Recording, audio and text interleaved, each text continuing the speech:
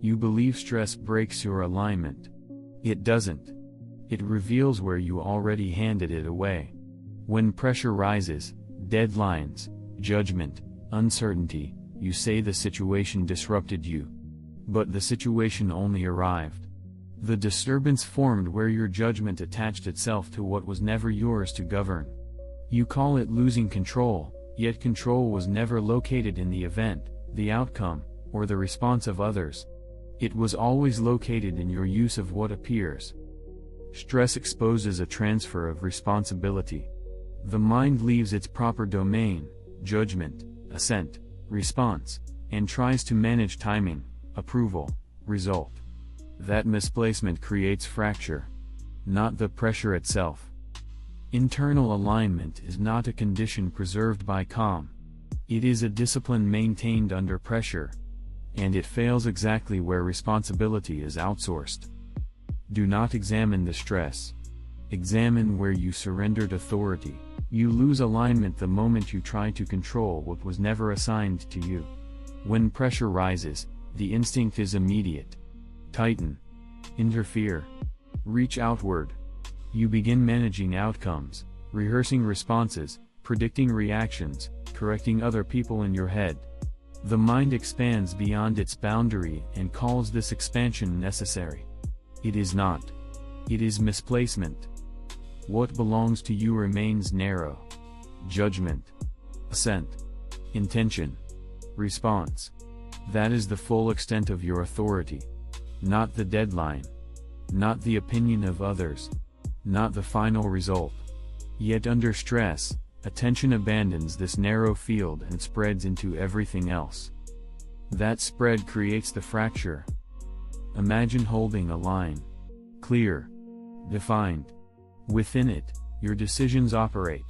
Outside it, events unfold without consultation. Stress does not erase the line. You step over it. And once you step over, every movement becomes unstable because you are now acting in territory where your will has no force. You attempt to stabilize what cannot be stabilized. You try to secure outcomes that remain indifferent to your effort. And each failed attempt confirms the illusion that more effort is required, not less misplacement. This is how disorder compounds. The mistake is subtle. You do not consciously declare, "I will control everything." You simply agree, in small moments, that what happens outside must be corrected by you. That agreement passes unnoticed. But it redirects your energy away from the only place where correction is possible. Stress then feels overwhelming. Not because it is inherently overwhelming, but because your labor is misdirected. Consider a simple moment. A message arrives late. No reply. Immediately, interpretation begins. You assign meaning. Disrespect. Disinterest. Risk. You move into response before examining whether the impression deserves agreement.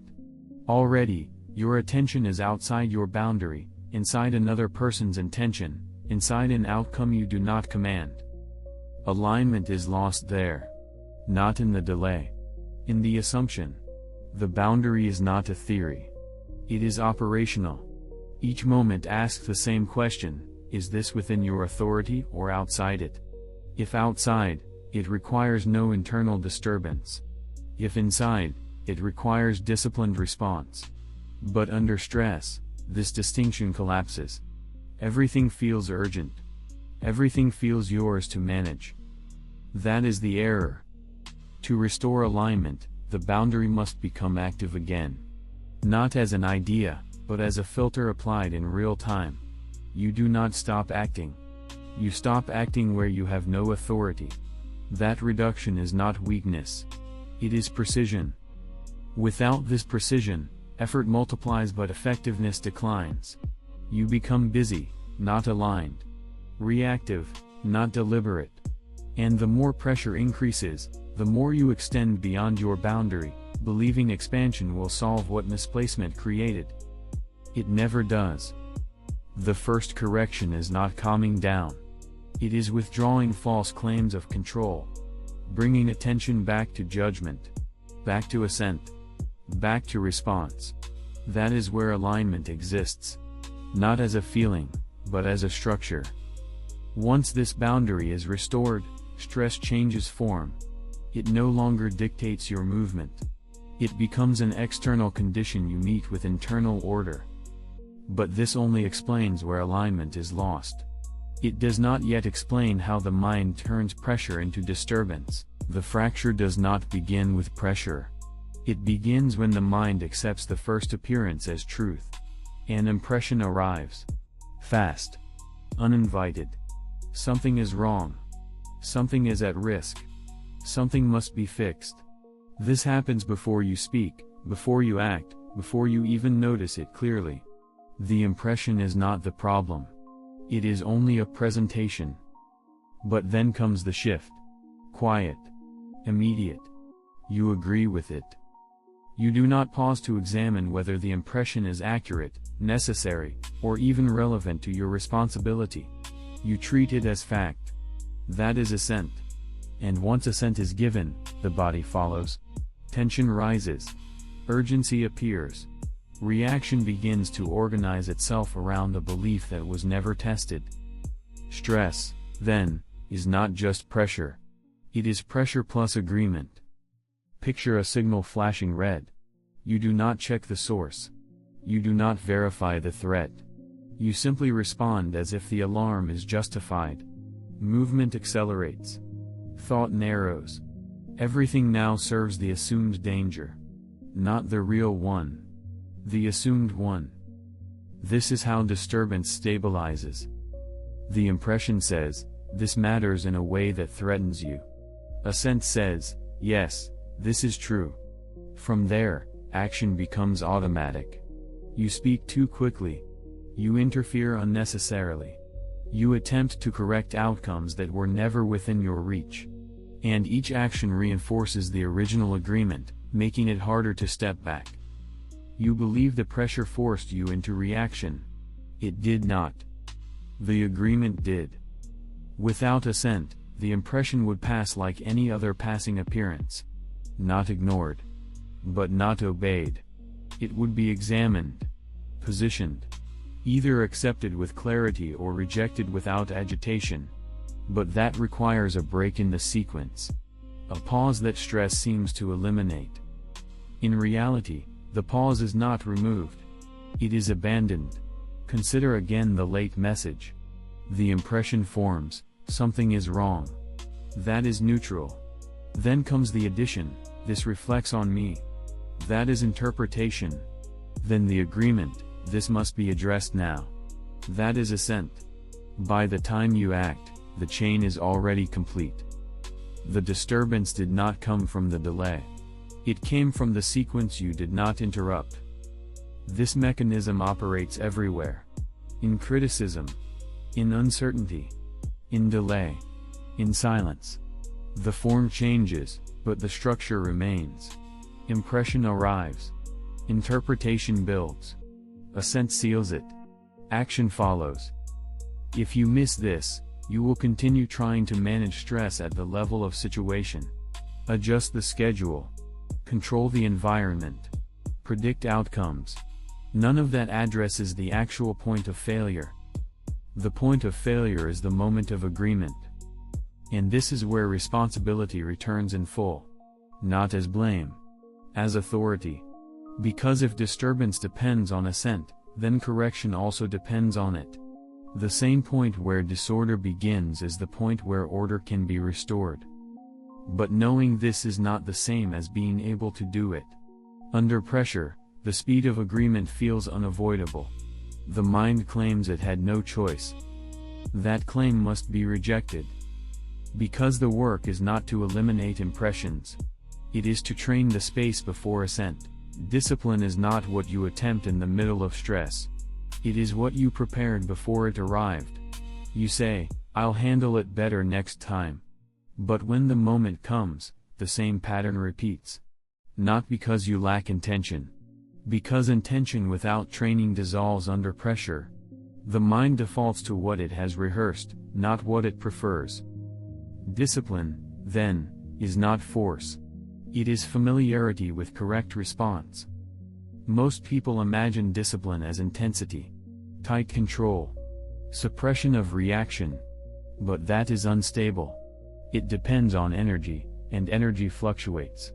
Stoic discipline is quieter. It builds recognition. It shortens the distance between impression and examination. It makes the pause available without struggle. Without training, the sequence runs uninterrupted. Impression becomes agreement before you even notice. With training, something interrupts. Not dramatically, just enough to question. That interruption must be built. Consider a simple internal practice. An appearance forms, this is urgent. Instead of moving immediately, you insert a question. Urgent according to what? That question is not hesitation. It is discipline. It slows the agreement. It exposes the assumption. Or another. The thought appears, this reflects on me. You do not deny it. You examine it. Does this belong to my judgment, or to someone else's perception? Again, the pause. Again, the correction. These are small acts. Repeated. Not saved for crisis. Practiced in ordinary moments where the stakes feel low. That is where discipline is formed. Not in the peak of pressure, but in the repetition before it. Training shifts the default. Instead of immediate agreement, there is a gap. Instead of reaction, there is selection. You still feel the impression. You still register the pressure. But you do not automatically submit to it. This is what most misunderstand. Discipline does not remove stress. It reorganizes your relation to it. The external condition remains unchanged. The deadline still exists. The message is still delayed. The opinion is still outside your control. But the internal sequence is altered. You are no longer carried. Without this preparation, you rely on willpower. And willpower fails precisely when pressure increases. You cannot negotiate with a reaction that has already taken hold. Once assent is given, you are managing consequences, not preventing them. That is why discipline must precede the moment. And it must be specific. Not general advice. Not vague intention. Actual repetition of examination. Actual interruption of agreement. Again and again, until it becomes the more familiar path. Even then, failure will occur. You will still agree too quickly. You will still react before examining. But the difference is recovery. The trained mind returns faster. It notices sooner. It corrects without delay. This is not perfection. It is reduction of error. And over time, that reduction changes the structure of your experience. Stress no longer triggers automatic expansion into what is not yours. It meets a boundary that has been reinforced through practice. But if this discipline is real, it cannot remain hidden in theory. It must appear in the smallest parts of your day. If discipline is real, it must appear where nothing seems important. Not in extreme pressure. Not in visible failure. In the ordinary moment where no one is watching and nothing forces correction. That is where alignment is either maintained or quietly abandoned. A small delay. A change of plan. A minor inconvenience. These are not neutral. They are training ground. The mind reacts even here. Slight irritation. Subtle impatience. A quick internal complaint. And in that moment, the same structure appears: impression, interpretation, assent. Most ignore it because the stakes feel low. That is the mistake. Because the mind does not distinguish between small and large when forming habit. It repeats the same agreement pattern. If you agree quickly in minor situations, you will agree instantly in major ones. If you practice examination and small disturbances, you will have access to it under pressure. So the work begins where resistance is easiest to observe. You expect something to go smoothly. It doesn't. The appearance forms: this shouldn't happen. That statement already carries judgment. Already pushes against reality. Instead of moving forward, the mind pauses, not to complain, but to examine. Is this within my control? If not, the correction is immediate. Remove the demand. Continue action where authority exists. Adjust response, not reality. No escalation. No added meaning. Or another moment. Someone speaks in a way you do not prefer. The impression forms, this is disrespect. You do not accept it immediately. You hold it. Is this interpretation necessary? Or is it assumption? That pause prevents escalation. It preserves alignment. These are not dramatic acts. They are repetitions. Quiet. Consistent. And over time, they reorganize the sequence. The practice becomes structured. When an impression arrives, do not agree immediately. When urgency appears, question its source. When discomfort rises, locate whether it belongs to your judgment or to the event. When reaction begins, interrupt it before it becomes action. This is not a checklist. It is a pattern of attention. And it must be applied without performance. Not to appear controlled. Not to feel superior. But to maintain order in the only place where order is possible. There will be failure. You will forget. You will react. You will agree too quickly. The correction is not to condemn yourself.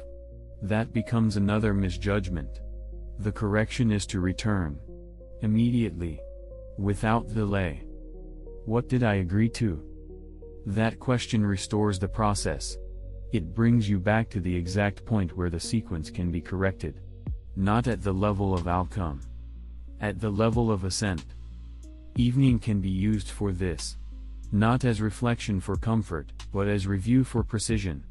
Where did I extend beyond my boundary? Where did I accept an impression without examination? Where did I attempt to control what is not mine? Not to accumulate guilt. To refine attention. Because alignment is not preserved by intention.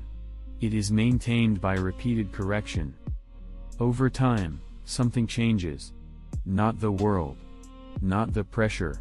The structure of your response. The mind becomes less eager to agree. Less quick to assign meaning. Less willing to abandon its boundary. And in that, stability appears. Not as calm. As order. This is where practice leads. Not to the removal of stress, but to a different position in relation to it. Freedom is not the absence of stress. It is the absence of submission. The external remains unstable. Deadlines shift. People change. Outcomes fail to match intention. None of this is removed. The difference is no longer found in the situation, but in your relation to it.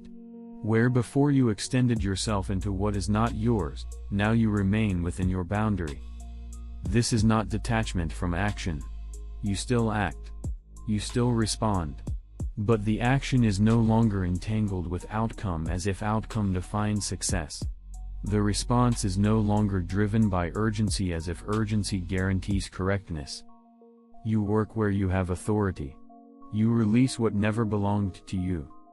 That shift is small in appearance. But it alters everything. Because once you stop trying to control what does not answer to you, effort becomes cleaner. There is no wasted movement toward securing approval, forcing timing, or stabilizing uncertainty. Those attempts disappear. What remains is direct engagement with judgment, choice, and response. This is where steadiness begins. Not because life becomes easier. It does not. Difficulty remains. Pressure remains. But the mind is less easily captured. Less easily redirected into useless labor. Less easily convinced that its task is outside itself.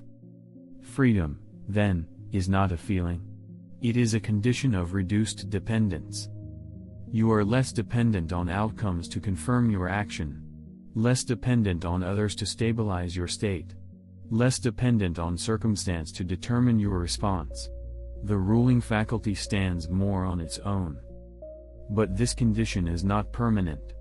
It must be maintained. Because the tendency to extend outward does not disappear. It returns under pressure. It returns in subtle ways. A preference becomes a demand. A possibility becomes an expectation. A delay becomes a problem that must be solved immediately. And if unnoticed, the same pattern resumes. So freedom is not achieved once. It is exercised continuously. Each moment asks the same thing: will you remain within your authority, or will you step beyond it?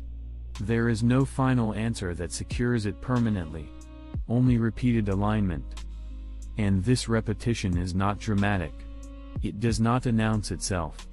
It appears in restraint, in refusal to agree too quickly, in the decision to leave what is not yours untouched. From the outside, nothing changes. The same conditions, the same pressures, the same uncertainty. From the inside, everything is reorganized. Stress no longer dictates direction. It becomes information, a signal that something is being claimed incorrectly, or valued improperly, or agreed to too quickly. Instead of being carried by it, you examine it. That examination preserves sovereignty. Not perfect control, not immunity, but steadier rule over what is actually yours. And that is the only form of freedom that does not collapse when conditions change. The disturbance was never the stress. It was the agreement that the stress defined what you must become. You extended your attention outward, into outcomes, into reactions, into conditions that never belonged to your authority. And in doing so, you abandoned the only place where alignment could exist. Return the structure. The event is external. It arrives without permission. It changes without consultation. It leaves without explanation. None of this concerns your ruling faculty unless you decide that it does. What concerns you is simpler, harder, narrower. What did you accept as true? What did you agree to without examination? Where did you assign value that does not hold? Alignment is not restored by calming the situation. It is restored by correcting judgment. Responsibility does not expand under stress. It contracts. Back to judgment. Back to assent. Back to response. Nothing else is yours to govern. Return to what is yours to govern.